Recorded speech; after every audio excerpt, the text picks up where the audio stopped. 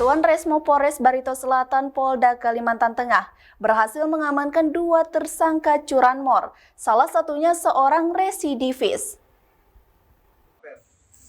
Kapolres Barito Selatan Polda Kalimantan Tengah, AKBP Yusfandi didampingi Wakapolres Kompol Asdini dan Kasat Reskrim di halaman Mapolres Lama, Rabu 27 April 2022 mengatakan, salah satu tersangka yang ditembak petugas itu berinisial KK, warga Jalan Padat Karya, Kecamatan Dusun Selatan, Kabupaten Barito Selatan, Kalimantan Tengah.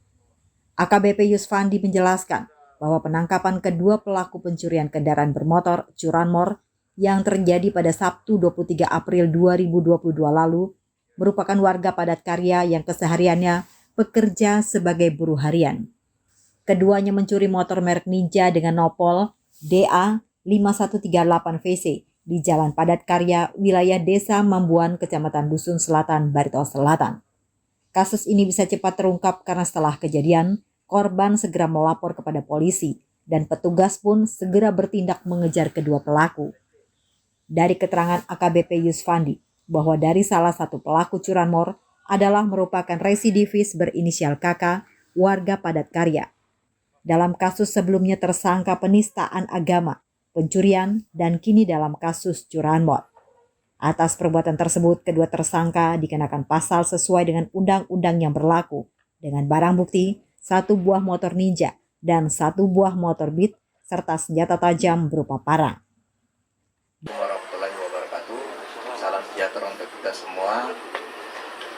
Pagi hari ini Polres Barito Selatan Satuan Reskrim melaksanakan press release pada tanggal 27 hari Rabu pukul 09.10 waktu Indonesia Barat terkait dengan laporan polisi nomor LP B36 Romawi 4 2022 SPKT Satreskrim Polres Barsel tanggal 23 April tahun 2022, di mana kejadiannya adalah pencurian kendaraan bermotor dengan korban atas nama Samsul Bahri, kemudian dengan pelaku yaitu inisial KK umur 24 tahun dan AD umur 21 tahun yang seluruhnya bekerja sebagai buruh harian lepas dan berdomisili di Kota Buntok, Kabupaten Barito Selatan. Dengan saksi-saksi, 3 orang saksi termasuk korban itu sendiri.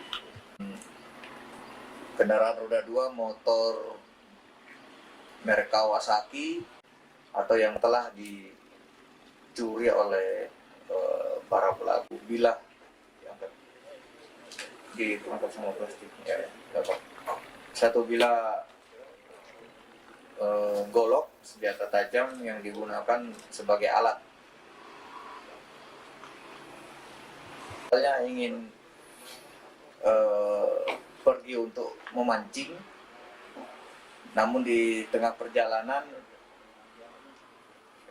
melihat ada kendaraan yang terparkir di pinggir jalan yang pemiliknya sedang tidak di lokasi itu, sehingga muncul niat kepada 2 pelaku tersebut untuk melakukan kemudian karena tidak memiliki alat atau perlengkapan yang memadai, salah seorang pelaku golok ini yang digunakan untuk memotong kabel yang ada di sekitar kunci kontak. Setelah memotong kabel itu, kendaraannya sempat menyala, hidup, namun beberapa saat kemudian pemilik kendaraan memergoki kedua pelaku tersebut. Mungkin itu yang bisa saya sampaikan. Satu lagi untuk pasal pidana yang akan disangkakan oleh kedua pelaku adalah pasal 363 ayat 1 keempat dan kelima KUHP pidana, yaitu barang siapa mengambil barang sesuatu yang seluruhnya atau sebagian kepunyaan orang lain untuk memiliki secara melawan hukum diancam karena pencurian.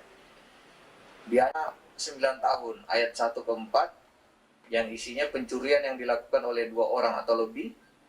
Selanjutnya ayat 1 ke 5 pencurian yang masuk ke tempat untuk melakukan kejahatan dan untuk sampai pada barang yang diambil dilakukan dengan merusak atau memotong. Sebagai catatan bahwa salah seorang pelaku, saudara KK ini merupakan residivis kasus pencurian, kemudian juga residivis kasus penistaan agama, pada saat itu terjerat undang-undang ITE. Mungkin itu yang bisa saya sampaikan. Dari Kabupaten Barito Selatan, Kalimantan Tengah, Ari Mampas melaporkan.